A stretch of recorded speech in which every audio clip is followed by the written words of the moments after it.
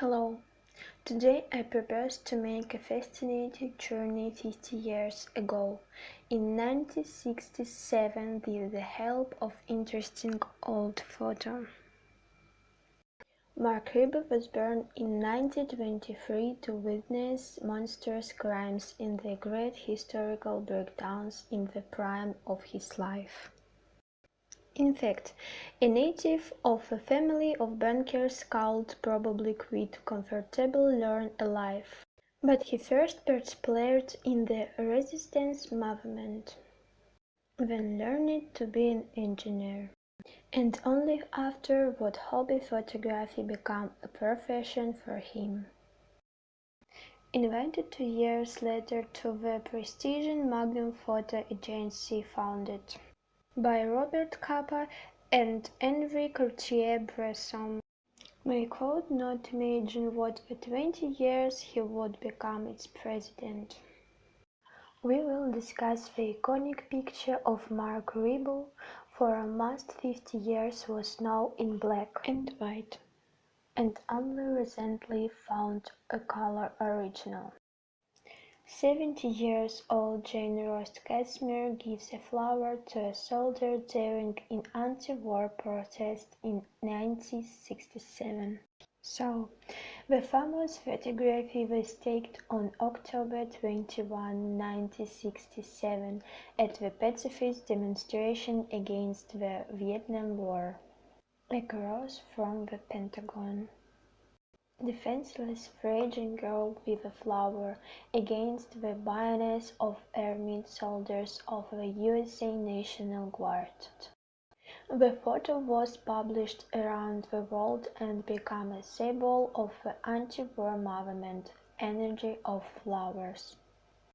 The movement promoted passive resistance and rejection of the ideology of violence.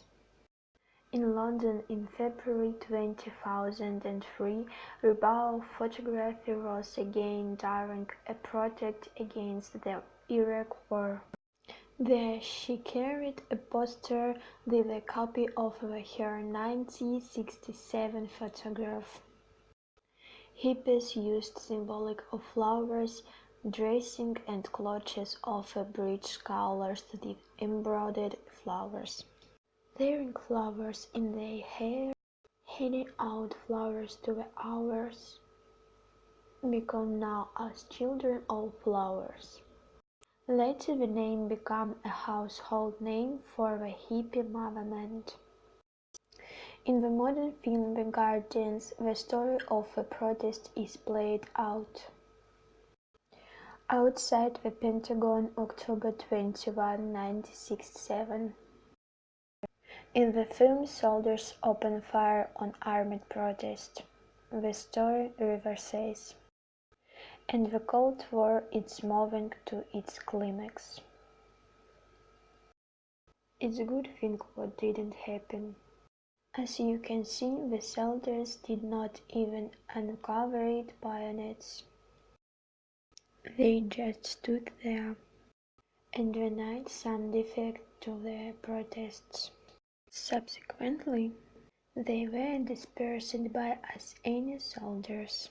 The protesters sang songs, chanted, and listened to speeches. And on January 27, 1973, a peace treaty was signed. American troops leave Vietnam. Now look at this photo, knowing his story. There is such a history bears for a photo.